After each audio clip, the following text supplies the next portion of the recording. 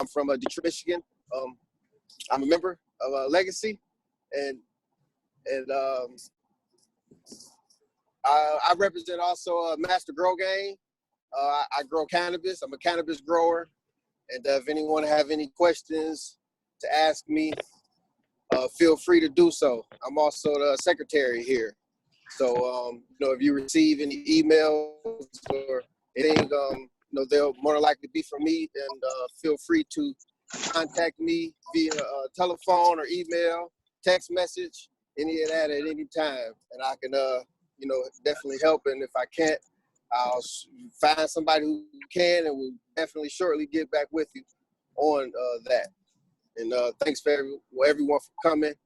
And that's it. All right.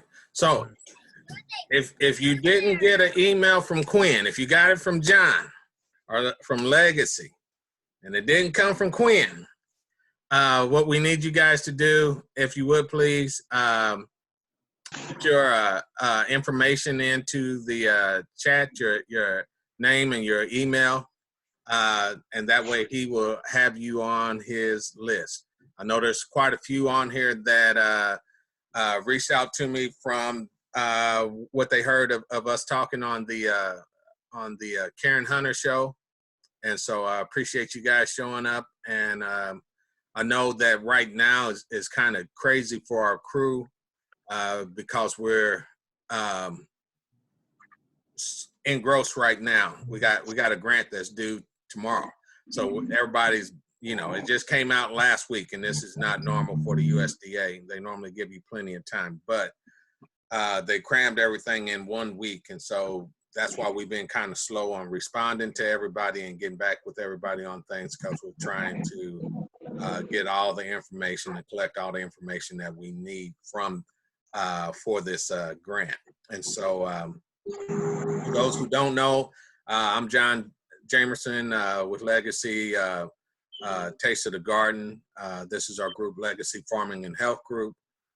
We have individuals on here who are in farming. We have individuals who are part of our group that are into the health. We have individuals that are in our group that's part of administration and web designs and things of that nature, because we need all of that.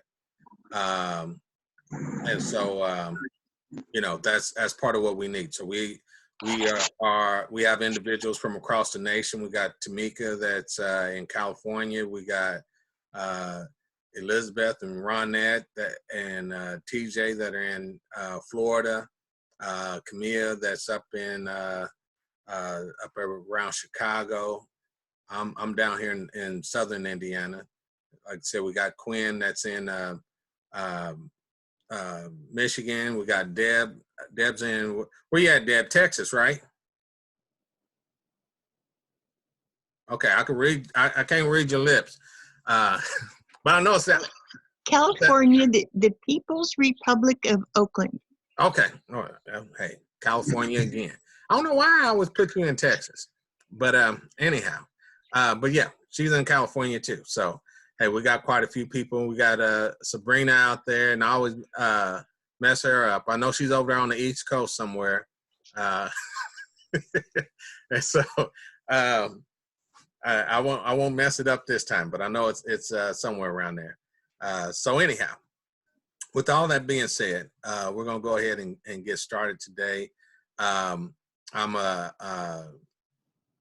asked for. I thought Darrell was going to be on here, but while we're waiting on him to show up, we're going to go ahead and ask Tamika if she would to enlighten everybody where we're at as far as the grant, kind of give a heads up as to what the grant is and what it's about. While she's preparing that, part of what we're doing is getting growers and people who are in the agricultural business, be it if you sell produce, if you make what they call value-added stuff, which can range from anywhere from hot sauce to CBD oil. If there's something that grows and you make a product out of it that's considered value-added, they got grants for that. And so that's part of what we're here for, is to be able to connect our people with the different grants and things that the USDA has. We don't know them all. We're not proficient in them all. We just have an opportunity to where they come across our desk, and we are trying to get that information out to our people as best we can. And we try to bring on people on our platform to be able to come out and explain what they do, explain how you can go about through the USDA to be able to get these things. So with that being said, Tamika, I'm trying to see where you at. Okay, still there. Yeah, I'm still here. I'm okay. ready. All right. I didn't see you, so I was like, hopefully I didn't lose you. All right. No, I'm still here. I just kind of went on video, was doing a couple of things. Okay. I'm trying to multitask and get some things. I'm sorry about my lighting here, y'all. All right, so thanks, John, for the intro. Yes, Tamika Peoples, founder of Peoples Foundation, and co-partner and effort for the Life Project, which is legacy, innovation, farming, and economics.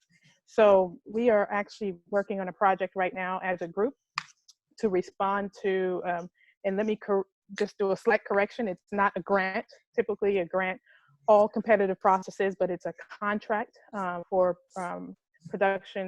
distribution of food products to food banks and nonprofits across the nation who are challenged to respond to the food need for communities all across the nation. So we are in the process of working together as a group and a collective to respond to this, if you will, RFQ, request for proposal.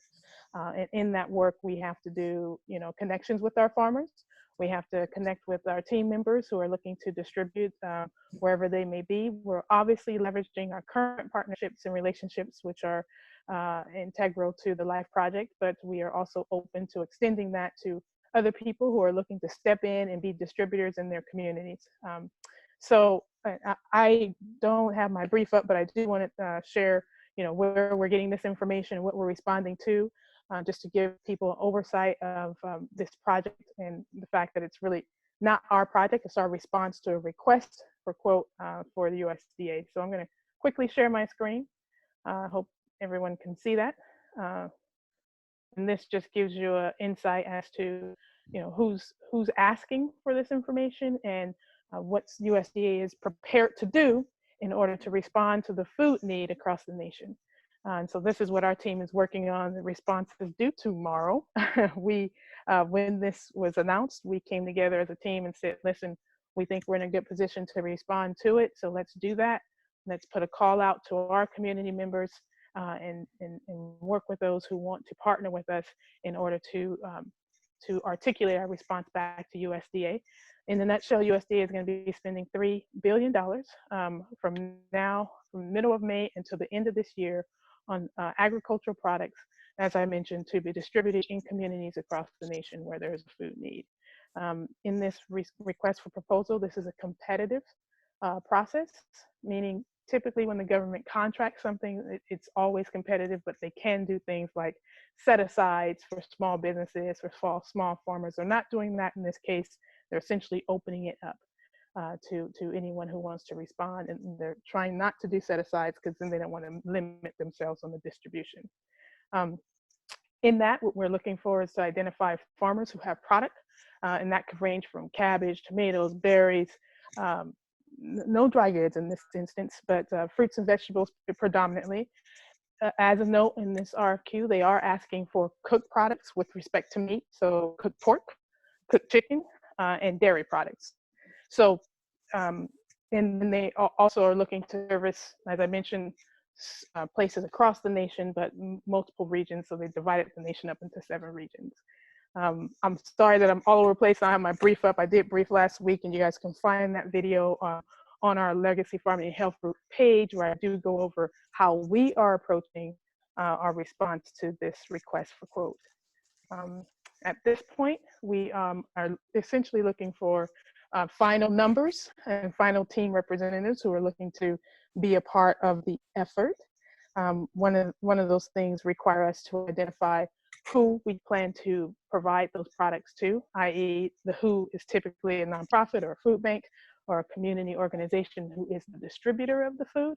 and then where you intend to get the product from and what that product is going to be, i.e. what's going to be in the box. So that's kind of all I have on the overview of the project. I didn't want to get too in depth because I know we do have another presenter.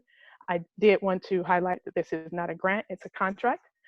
It's a federal contract that will be released, and it has already been released in the SAMS database, and it is administered by the U.S. Department of Agriculture, Marketing and Service Division. So they typically buy products across the nation from farmers, and so they're kind of looking at different models to get the food into the communities of need. Any questions for me? I'll go ahead and stop sharing my screen here.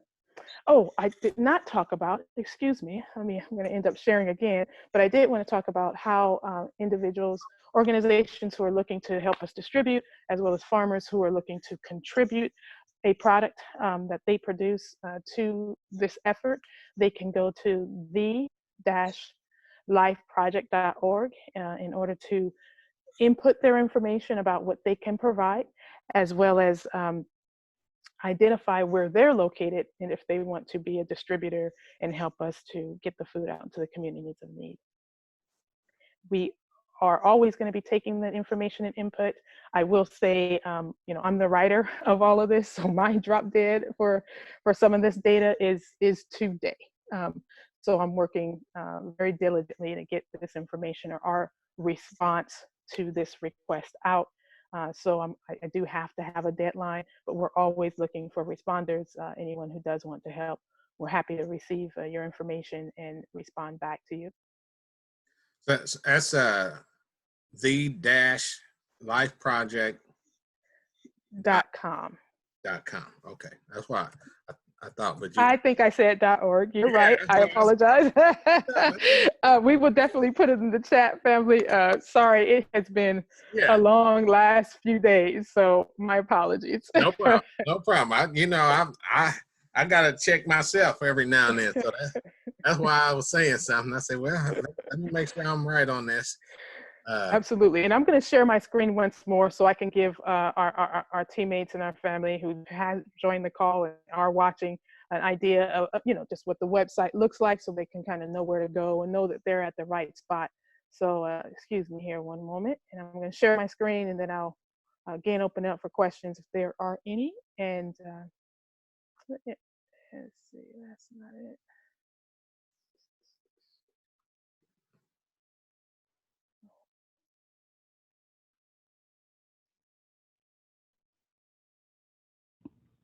That's weird. It's not allowing me to share Chrome.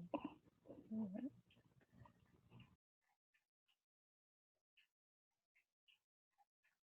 There we go. Sometimes bandwidth is slow here, family. I am sharing my screen now, and this is the website, the-lifeproject.com. As you can see, that's pretty much us and the team here on the site. And if you're looking to, you know, drop us a line and tell us that you're willing to support and help, you go to the Life COVID-19 Project. And on that page, you will be able to, we explain what we're looking for, how we're responding. And of course, there's a farmer intake form where you can talk a little bit about where you are located and what you produce and what you can provide. And then if you continue to scroll, there's a distribution hub form right below that. And you can also fill your information out and say, hey, I'm located in this state and I'm happy to help distribute to another nonprofit who's going to get this food out. So there's 2 forms on that page. Please feel free to reach out to us there. But the-lifeproject.com is where you can go to provide the information. Excellent job, Tamika. Thank you, family. Thank you. I will yield the floor because you know I'm a bit of a talker, but any questions for me, I'm here, you guys. I have a question. Go ahead. Yes, Who's ma'am. that? Family, this is Samantha from Brooklyn, New York. Hello, family. Well, hello. Hey, hi, Samantha. Hi. I consider myself an associate member of the Legacy Farming. I'm just still trying to learn stuff. Apologize, I missed a couple of meetings. But my question is, if an associate member such as myself would want to help this project, I don't know how sustained I don't know how many farmers are actually in the group, how many is profitable or versus struggling. How can an associate member can give maybe like a small donation or whatever donation to help the cause? Is that possible as far as helping out, even though they don't own a farm, a truck, a distribution center? Like, how can associate persons kind of help this project along? John, I'll let you answer, but I will say that we direction. okay. You know, I could answer as well, but yeah. You know, we take all types of donation. Some of the best kind is what they call in-kind donation. So if you have a talent, you can make phone calls. If you can, you know, from what I've been doing for the past couple of days, be able to go on to the website and help to get the information off of it. You know, work with Tamika or Quinn on, you know, sending out emails and things of that nature. That's always a big help. You know, with what we're doing right now, we got a lot of information that we're getting brought in. One of the biggest things that I have that I've been trying to get up is all the grants that come in every day. And for some reason, I'm posting them, but they're not getting up there. So anyhow, with that being said, you know, that's one of the things that we need to, you know, we can use help on. I think with Tamika, by her being one of our nonprofit organizations that's in the group, you can always, I think she might have a form on there on the webpage. Do you not, Tamika, if they want to donate? I was just going to answer that. So for those who want to support from an in-kind perspective with, you know, supporting the back-end admin stuff that we will have going on in support of this project, please reach out via the contact form. For those who want to donate, there is a donate button. We are going to activate that a little bit after we're either notified of award or not. But as a foundation, we are always taking donations for the help, for the work that we do in our community, in our workshops, and the things that we do for not only the LIFE project, but for the projects that People's Foundation is doing. So what we'll do is activate that, and then you can, within your donation, you can put a note in there that says, hey, I want to funnel this towards any food box project that's going to be underway. With respect to the food box project, right? Again, this is a competitive process, and we will not be notified upon our award of the contract until the 8th of May, right? So what we won't do is open up, you know, donation module for that until we know for sure we're going to be participating in the contract, right? Because it's a contract, they have to award the contract and we begin to do the work. However, if you do want to just donate to the cause and support what we're doing, you're always welcome to do that, and that donation model will be open there on the site. All right. And one of the best ways to participate is to grow something that we can put out there in the market, or produce something that we can put out there in the market. So that's part of our thing. Is that, and to begin to get involved in these programs and grants and scholarships and stuff like that. Can I also just say, I think there's some questions on, you know, what farmers, how many are we working with? We're taking a two-prong approach, of course. Right when I get going on some stuff, my phone rings. We're taking a two-prong approach, right? We understand that when we're talking about small urban and rural farmers, sometimes, you know, you don't have a lot of yield, but our inherent partnerships with organizations gives us an opportunity to still support this food box project and get food into the communities that need it. So as we grow our network, and I'm sure John can attest to this, we are working to continually grow new farmers. As we grow that network, this is the model to build a true distribution between small and medium-sized farmers. And then when these projects do come up, if not now, but in the future, we have an opportunity for those farmers to support those opportunities or those projects, right? And so we have many members in Detroit, we have members in Illinois. I know Quinn, he's our brother in Detroit on the ground, working hard for the things that we're trying to do in that community. So our goal is to grow farmers, and then when we don't have farmers, we're still going to be able to support this project, because that's just the type of network we're building. Yeah, and correct me if I'm wrong, Tamika, but this contract that we're going out after, I have to reframe my words and stuff, but the contract that we're going out for this project is a project that is to help bring food into our communities, where we see the food banks and stuff being long lines and stuff like that. A lot of times that food doesn't reach into our communities, and this is an opportunity for us to be able to have a say-so where the food goes. It's also an opportunity for us to be able to have a say-so as to who helps to provide that food, which is our people, our farmers, our growers. And understand that every little bit helps. As I was talking to Daryl earlier, who has a little bit of a field out there that he's wanting to grow on.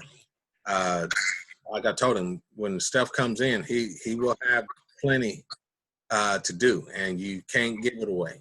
So you need to have a place to be able to give send all that stuff to. So this is an opportunity not only to be able to go out there, get to growing, but also have that opportunity to where you have a resource there that's already there to take it. So for those who may not be able to get in right now, this is going to be an ongoing thing.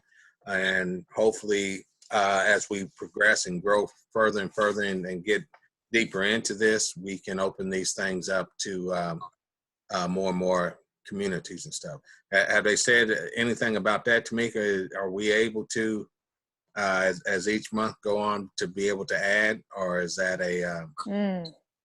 I'm glad you asked. So I was not on, this is where I'm going to defer to Camilla, who's as you know, administrator for People's Foundation. She was actually on the USDA call today, which answered a lot of questions.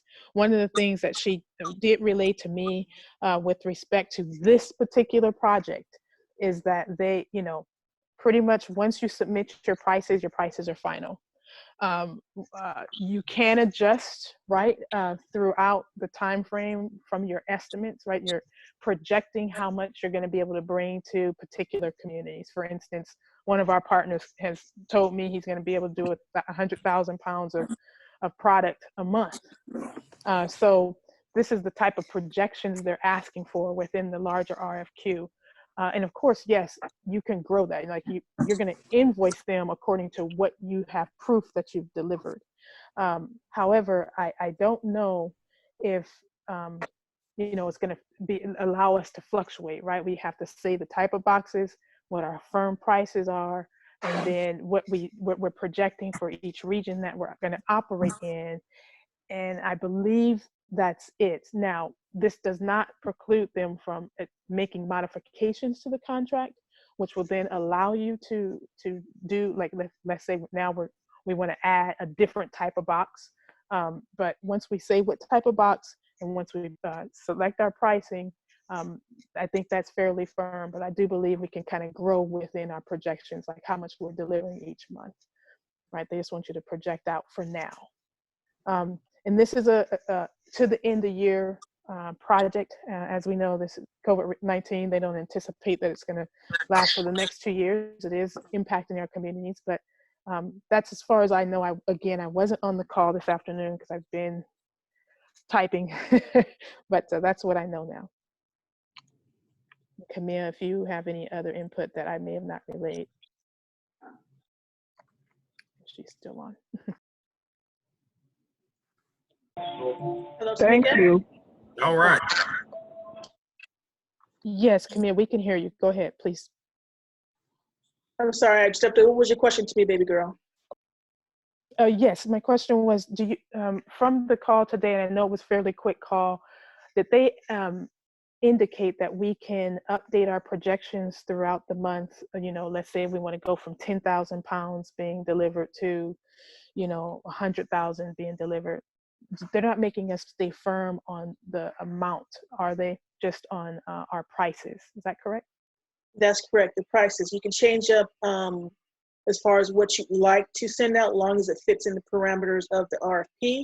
But as far as pricing, you want to project anything that could change throughout the, 2 or 3 extensions they have for the contract. That's absolutely, you have to account for that up front. So if you say the first part is just be your produce, but then you may want to add meats and cooked goods in the second half, account for that cost in your boxes now, because they will not allow you to change that price later.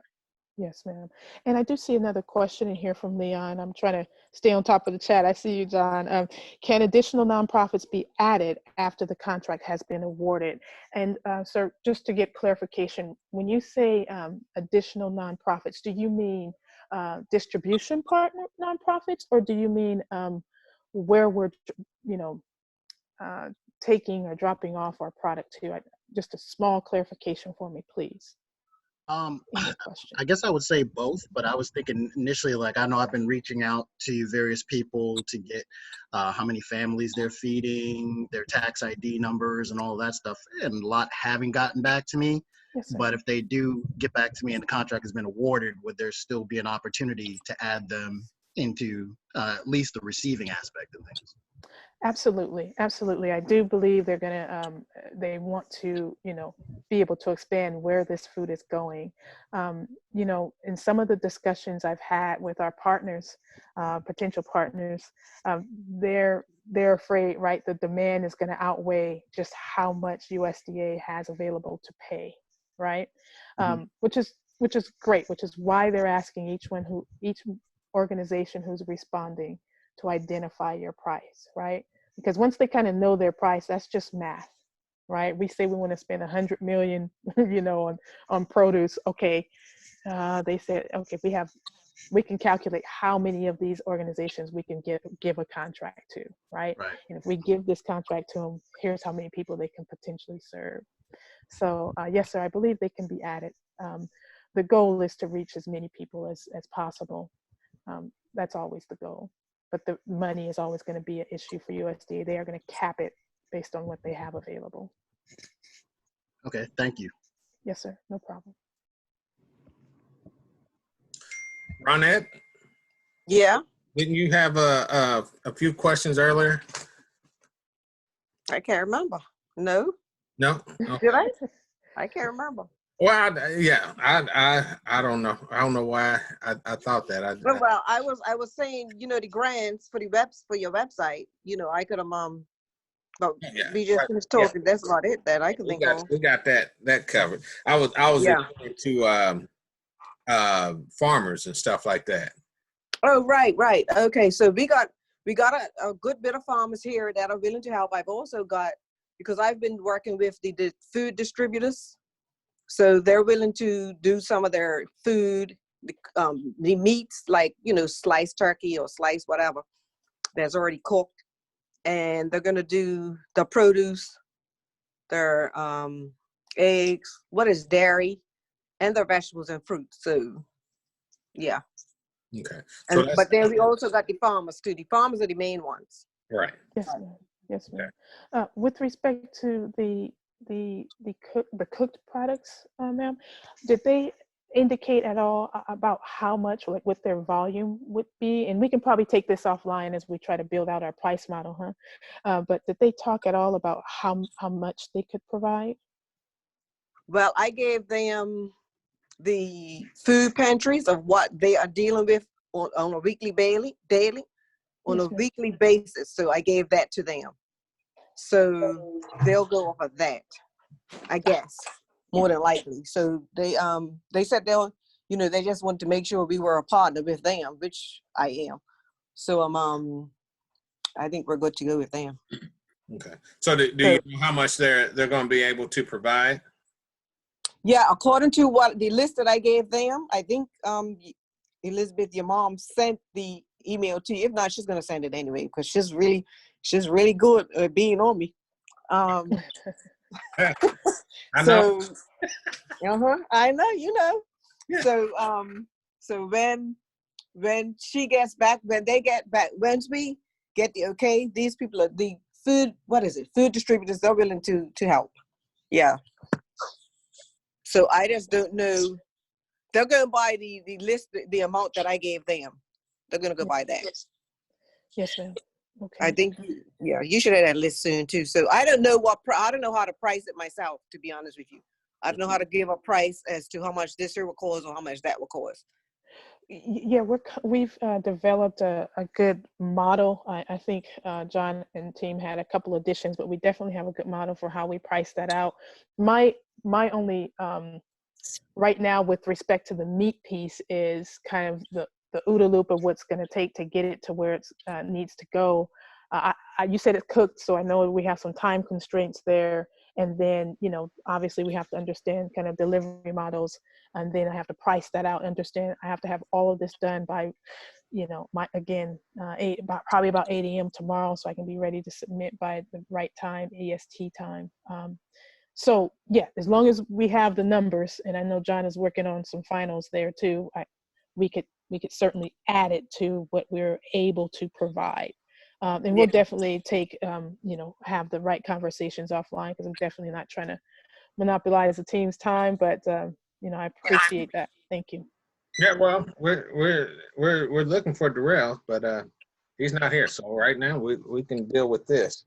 All right, let's chop it up. Go from there.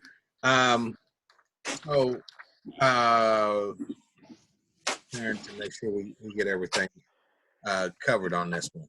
Okay. So with those who are in Florida, you guys have a location that you guys are being able to distribute to? We're going to work on that one. That shouldn't be much of a problem, I don't think. I know I didn't show Jacksonville alone has got a whole lot of people. I went to Orlando, but they're not open. Their food pantries are closed. Okay. I have a notice. I don't know why. But Jacksonville alone seems like it's a whole lot, like 800 a week. Some of them are 150 a day. So yeah, it's a good bit of people. Okay. But we got a good bit of farmers too, and like I said, that food distributor. But we got to find a place. That shouldn't be. So, we can find a church or something. So you guys have the farmers. You're just trying to find who's open to receive. No, I've talked to the food pantries. They are willing to receive. They like receiving. Excellent. Okay. So yeah, we got them. And here in Tampa, I've been talking to nonprofits who are currently feeding families and looking to acquire more. Okay. Well, you guys ain't too far from each other. Yeah, about 2.5, 3 hours. Yeah. Where is he? I'm in Tampa. Oh, okay. We need to go that side. Okay, that's great. Yeah, but the thing is if you get more farmers on, or if you get more produce than what you need, you always got other possibilities to be able to ship stuff other places. And if Leon got some farmers and stuff in the area that he has, you know, right now, a little bit helps, because trust me, if Tampa was it Tampa that you say, or Orlando that wasn't? Orlando hasn't opened their food pantries. I don't know why, but okay. Yeah, I called most of them. Yeah, that'd be a in between place for between the two of you guys to be able to help serve them, wouldn't it? Yeah, I don't mind helping them, but they just got to open. They're not even answering the phone. I understand. Just get a message that they're open until further notice. Yeah. Oh, yeah, they're in between us, so yeah, that could be done. Okay. Yeah. Yeah, and that's the thing. You know, our thing is for us to be able to try to work together and work and help each other out. You know, our thing is we want to make sure that we to get there. Yeah, we could head that way. I don't mind where we go, as long as I'm on the go. All right. All right. Anybody else got any questions on that tip?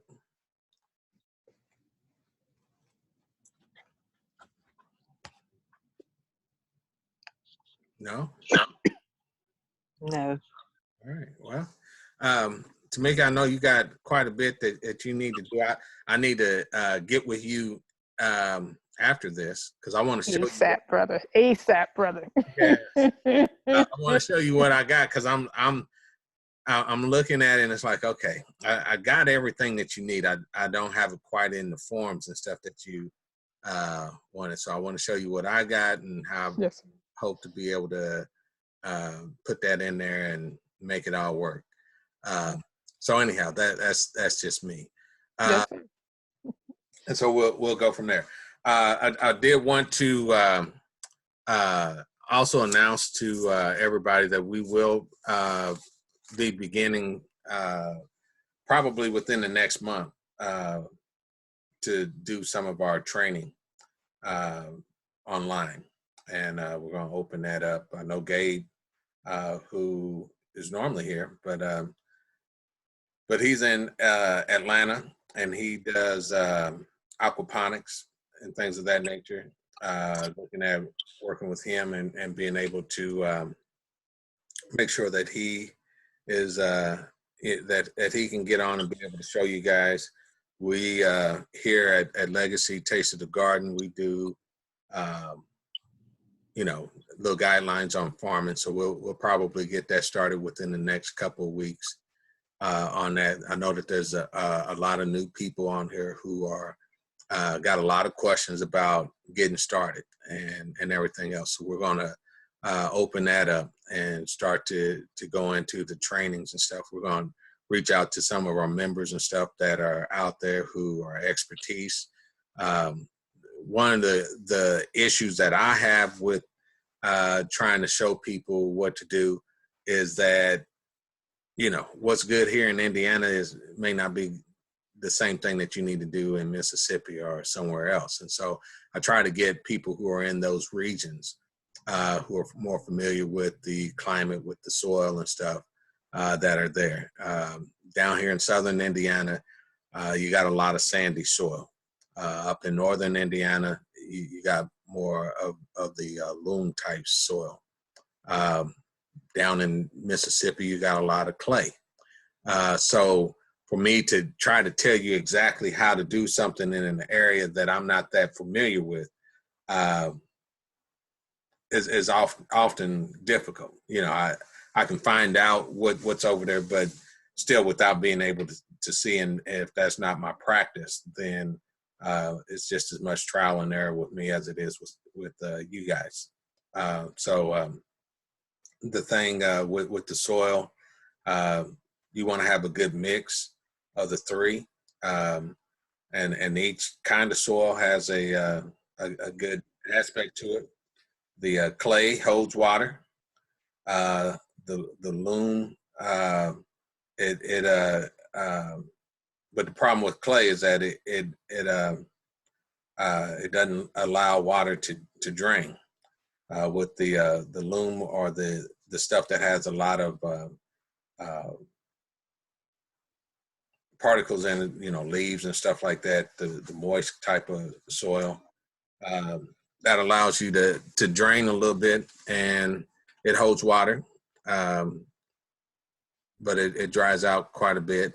And your sand, it allows a lot of water to go through, which is good if you're in an area where you get a lot of moisture. You don't want a lot of water standing. So like I said, we're going to get into those programs and begin to do that and everything. So I just want to take an opportunity right quick. Like I said, I know Tamika has got stuff to do. So we're getting close to that time. So I'm gonna wrap it up here, but I like to get an opportunity to get to know who's new on here. We told you about myself down here at Lyle Station, Quinn, who's in Michigan, Detroit, and everything. We got quite a few people in California and those down in Florida. So, Daryl, I'm gonna start with you. Ask you to give us a little insight on you and where you at. Are you a beginner? I know, but everybody else don't know. All right, I'm Daryl from Williamstown, New Jersey. Basically beginning on a level of half an acre. I'm trying to start up, get equipment to get it started for this year. I may not be producing a whole lot this year, basically just trying to get the infrastructure together. Pretty much that's where I'm at. I'm retired, and I pretty much got the time to put into it. All right. Anything that you're looking at growing? Basically crops that I know I'm going to eat. Tomatoes, peppers, zucchinis, collards, kales. Those are good staple crops. I wish my boy Joe Collard was here. I'm gonna show you guys something. He sent me a bag of collard greens seeds, and these are supposed to be them big boys. So I can't wait to get them out there and test them out. These supposed to be so huge. That he said that if you had a 30-pound trash bag, it'd take about 3 of them to fill it up. So, I'm like, that's the kind of college I'm looking for. So, I have 2 questions. No, go ahead. For Daryl. Yes. So now, what going forward? You're up there in Jersey. You're trying to get some things done. Are you going to be selling this stuff also, or it's just for yourself? Well, I came up with the plan of basically doing it for myself initially, but then I heard John on Karen Hunter's show talking about basically getting into grants to help me, buy equipment and things like that. Then now that you have this program, certainly I'm not going to be able to eat it all. So I would like to down the line get involved in what you guys are doing. yeah. Okay, good, because I need to be buying some from you and shipping it. That sounds great. Yeah, I'm with you, Daryl. I gotta get your number and your name and all that type of stuff, because you ship straight from New Jersey to Bermuda. Okay. Yeah. Mm-hmm. And part of what we do is training programs and stuff where we train the youth on different ways of growing. We have a Junior Master Gardeners program and a few other little programs that we do. We work with people up in Indianapolis, Sherry and Cheryl Ross and all them. We work with them up there and with their farmers markets and everything. And Miss Tasha. But anyhow, but that's part of what we do, and that's what we want to encourage our people to do. We need to begin to grow. We need to teach what we learn. There's so many different methods of growing, so many that we have with the soil and people not having space and things of that nature. So we try to utilize all of them.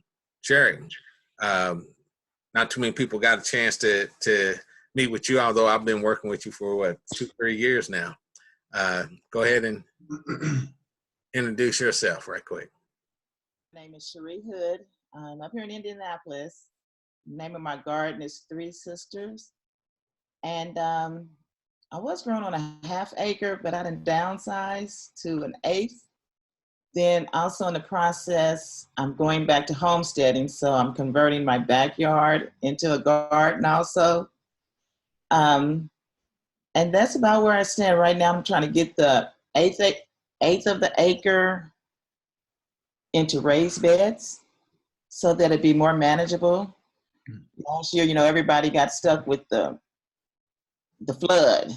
Yeah. And this can kind of get away from the flood, hopefully, when it comes, because we get the flood, then we get the drought. So we get our other combinations up here. But I enjoy what I do. I mean, I just enjoy it. I mean, I love to grow. And most of what I'll be growing on this 1/8 of an acre, the majority of it will be going to pantries. So we just praying that it's going to be very successful. And That way we can feed people, because these lines are so long and I don't see anything changing anytime soon. So. All right. Shanice, I know you knew we were getting ready to get close to you. You ran off. I don't know if she's there or not. But there she is. Come on, jump on in there. We ain't gonna let you run from us. We want to know who you are. Go ahead and talk to us. I think she froze on us. You gotta come off mute though.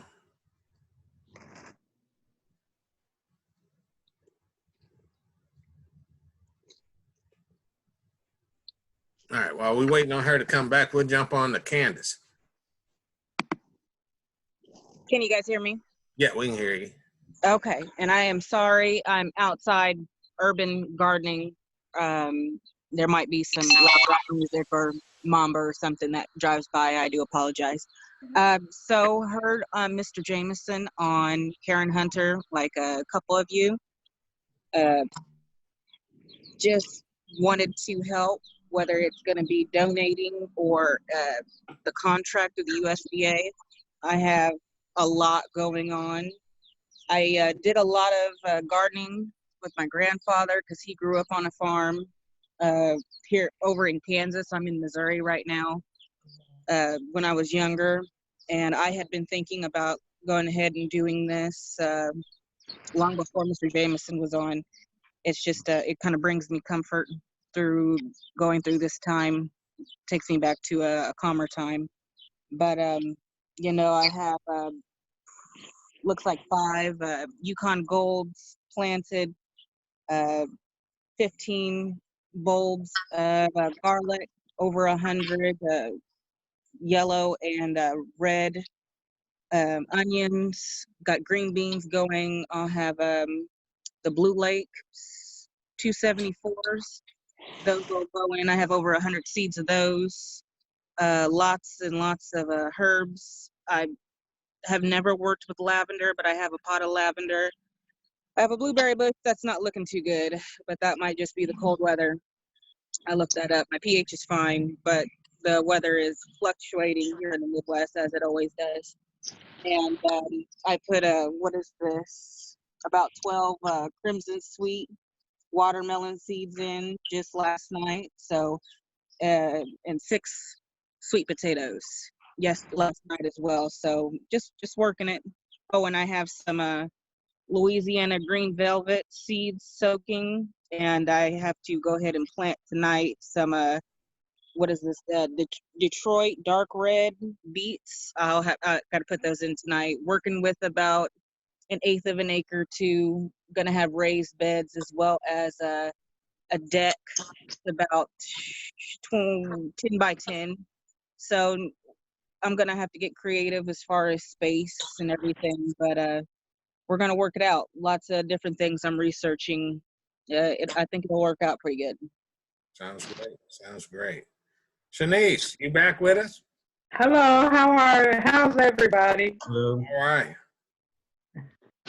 I'm interested in finding out ways of making vegetables into more meat tasting meals by it possibly being a meat shortage. Okay.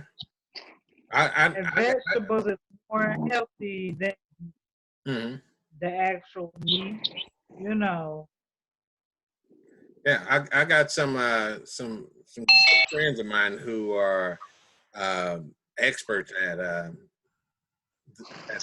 cooking end of that, I should say, to where they can have you eating a vegan meal and you think that you're eating chicken wings and meatloaf and barbecue ribs and everything else. And if you didn't know any better, if they don't tell you, you wouldn't know the difference. I mean, the taste, the feel, everything is almost identical. And so okay, exactly. And that's what I do. I cook big meals. Okay. So is that what piece is? Yes, I would like to learn how to cook Okay. big vegan meals and vegan meals that consist of vegetables that taste like actual meat. Okay. You know, you actually eat the vegan meal and you think you eating a nice, good meal from down south somewhere that's actually serving meat. I would love to learn that. Now, I don't know how to cook small. I come from a big family, so I cook big actual meals. That's what I cook and distribute to my community. Mm-hmm. That's good. And we appreciate that. Like I said, we'll have that on as one of our specialties. I'll have to get some of the people who I know that can do that to come on there and do some training and stuff. I know this person has been on a time or two, but I'm gonna call her out anyway because she used to pick on me when I was growing up. Cheryl Ross, how you doing? I'm doing fine, thank you. How you guys doing? Dr. Ramona, she jumping on. We can't see you, Dr. Ramona. What'd you do to your computer? I don't know what it is. Something I put a tape here on top of the camera. I usually put a tape, so I probably had to clean it with an alcohol or some solvent. Yeah. Because I took the tape away. I took it off, but it's still blurry. All right. Well, we're glad to have you here. I don't want anybody spying on me when that. I see that. I see that. Is it foggy down there, Dr. Rabona? No, it's just a little dark. Maybe, let me see. No, it's not. It's not. It's just, it must be the lens of the camera. Hi, Deb. You look good. Looking good, Deb. Nice to meet you. Yeah, Deb looked like she's trying to get chosen this week. So. All right, Deb. All right. I'm gonna jump back over here to my neighbor. Okay. I'll put it in silence on mute. Hey, Johnny. Hey. I'm Cheryl Ross, and I'm the market master for the farmers market at our church. Cherie, I work with Cherie and John as vendors, and the first year we came out just swinging, and the second year is we just kind of, I don't know if the community lost interest because we're in a food desert and everybody's throwing around the word food desert so much that people are just like, oh yeah, they're over there selling vegetables. So this year we're trying to ramp up so that we can trying to make a difference. Hopefully with this box, we could be a distributor for these boxes that you guys are producing, and how we can fit into that chain for our community.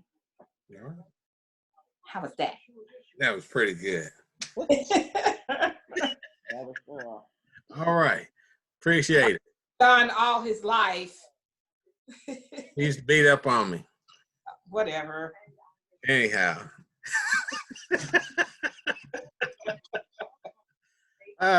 Leon. Yes, sir. All right. I'll give you an opportunity to do a quick introduction.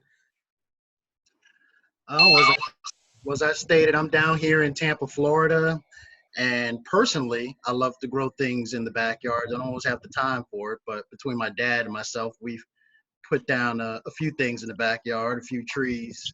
But my interest in this project is helping communities establish community farms and also agricultural businesses that they can gain experiences in the actual growing, the processing, we're trying to create jobs and also solve food insecurity in places that have it. So kind of killing two birds with one stone here in the Tampa Bay area, which encompasses a couple of different spots. But we're looking at some of the rural areas that don't get as much as the shine as the city of Tampa does. So, I mean, you drive 30, 40 minutes outside of Tampa, and it's like it doesn't even exist to people at times. So certainly want to make sure that we're addressing the needs of the Black and brown folks in those areas that have been neglected, and teaching them new things in the process. So you actually mentioned something about aquaponics, and that's something that's interesting to me because I have an engineering background, and all things that you have to put together and manage, that fascinates me. So, and also looking where maybe there's not a lot of space where they can maximize that type of stuff with aquaponics and vertical farming and those types of techniques as well. So that's my background there a little bit.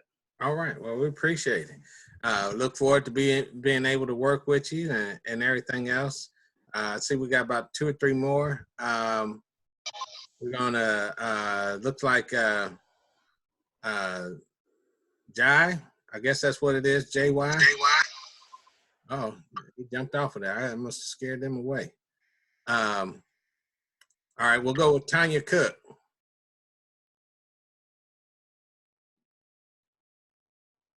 Jai was the lady that has the trucking company. She was trying to hold on. Oh, as soon as I called her, she jumped off. All right. But she sent me her information to give to you. Okay. Okay. All right. All right. All right. So yeah, make sure that Quinn gets that, and we'll go from there. Tanya.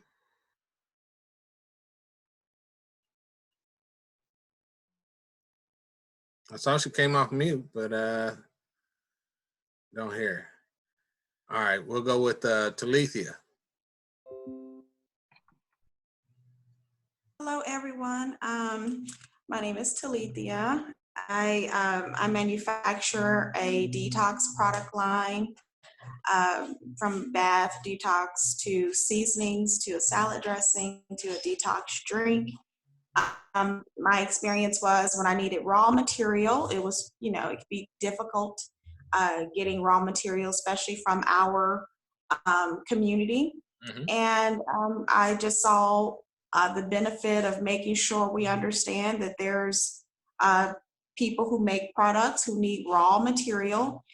And from a business standpoint, it would be nice to have those types of raw materials readily available here in my city, and just creating a citywide, economic hub for fruits, vegetables, and raw materials. All right. Where are you located?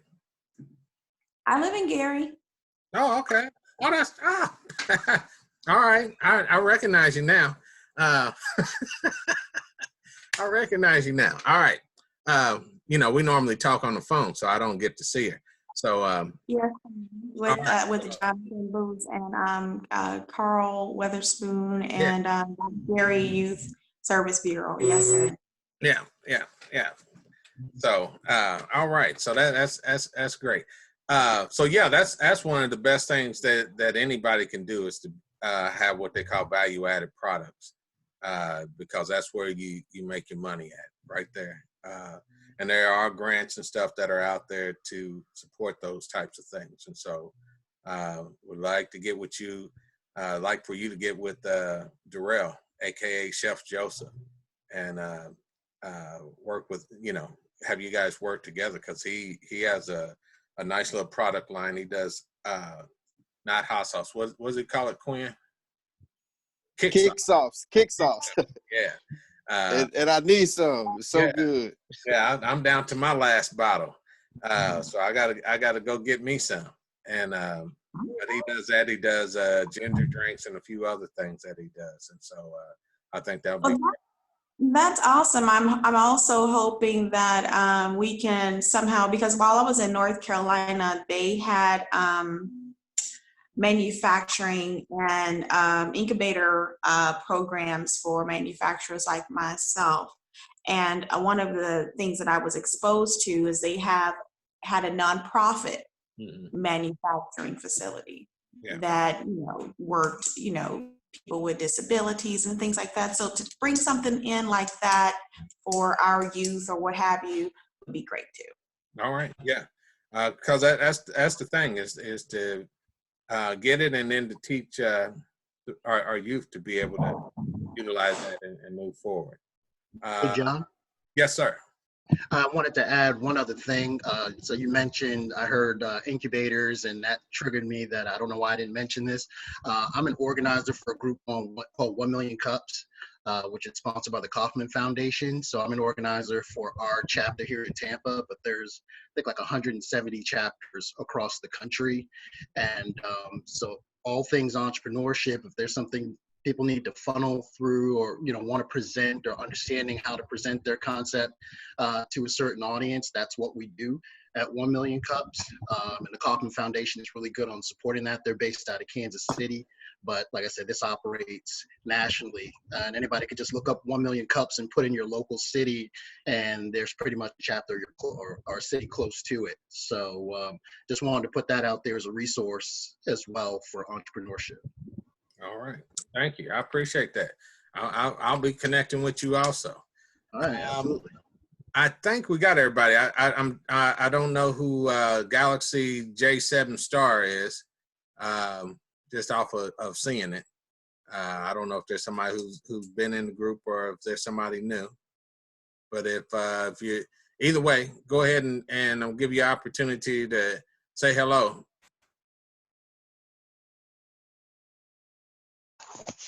Hi, my name is Lisselle. I'm here in Detroit, Michigan with Quinn, and I jumped on board with helping to get the community together to get the nonprofits to distribute the box to the community. All right. So you're working with Quinn? Yes. All right. That's great. That's great. Well, we're glad to have you guys here. Like I said, after this week we'll have a something else to present in a couple of weeks. We do this every 2 weeks.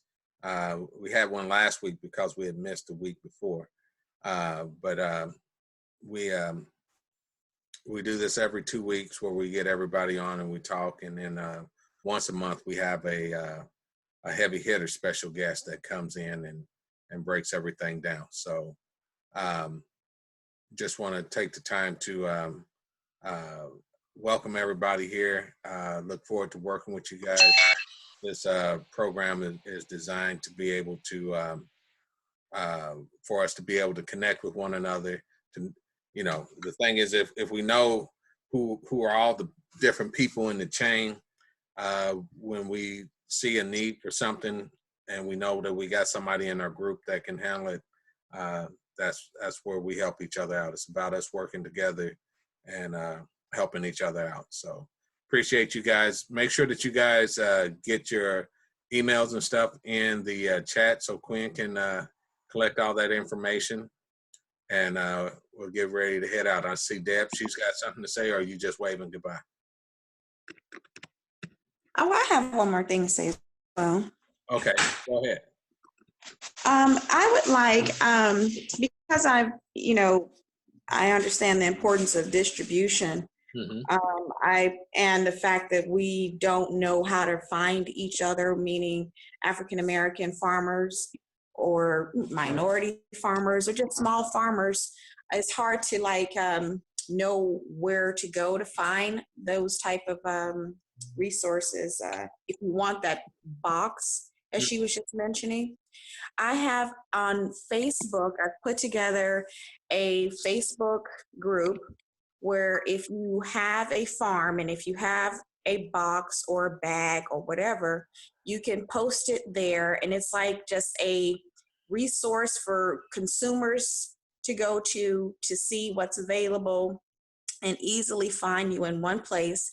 It's called Black Farmers Distribution. Okay. Oh God, distributorship. Yeah, Black Farmers Distributorship. I will get that into the notes as well if I can. Okay, go ahead. Okay, all right, Deb, go ahead. I posted in our Facebook group a link from Chef Andre. Does everyone know who he is? He's the guy who set up mass feedings for people who have been in catastrophes over the past 2 or 3 years. He became famous because he told Donald Trump to F off. Yeah, well, I would have been famous if they heard me, but But the reason I'm bringing it up is that he posted something yesterday. It was a shot of potatoes that were abandoned, and then a shot of the 10,000 cars that were lined up in San Antonio for food banks. And he's really, he's really galvanized a movement about getting products to places where people can eat them. And it's a really good post. I recommend it. Yeah, I saw where you had put that on Facebook and everything. And yeah, it was amazing to see all the the potatoes and stuff that they had piled up and how high the piles were. They had about 3 or 4 of them in the picture. And but see, that's the problem, is that these major farmers and stuff, they already have contracts out of where their product has got to go. And by everything being shut down, they don't have any other outlet for their product. And so their only option right now is to let it rot in the field. And so that's part of what this initiative is with the COVID-19, is for us to be able to connect together, to be able to get the food and stuff into our communities, for us to have some say-so. You know, like I said, a lot of the different places that always get the food, they're not always in our community where our people need it. And so now we have that opportunity to say, hey, we're working with different organizations, different churches and things of that nature to be able to get the food out to them. And we're able to bill out so that, we as growers and stuff like that can get paid for it. And then also, assist those who are in it. So with that being said, everybody got their information into the chat, and make sure they go ahead. If we put the email information in last week, do we still need to do it this week? No, you should be. Should be. Okay. But yeah,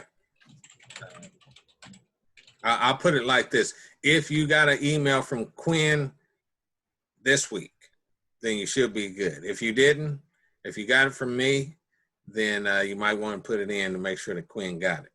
So, and we'll go from there. All right. I want to thank everybody. Appreciate you guys. We try to be time efficient on here. We try to keep it around an hour. And so we're at that mark. So with all hearts and minds clear, we'll go ahead and say shalom. And if you anybody needs to call me tomorrow, because I got a lot of work to do tonight. Peace and love, everyone. Thanks for coming. Appreciate Thanks for having me. All right. Thank you. All right. Bye. Blessings, family. Thank you. All right. Thank you, guys. All right. Thanks. Bye-bye. Thank you. All right. Thanks, guys. Thank you. Thank you.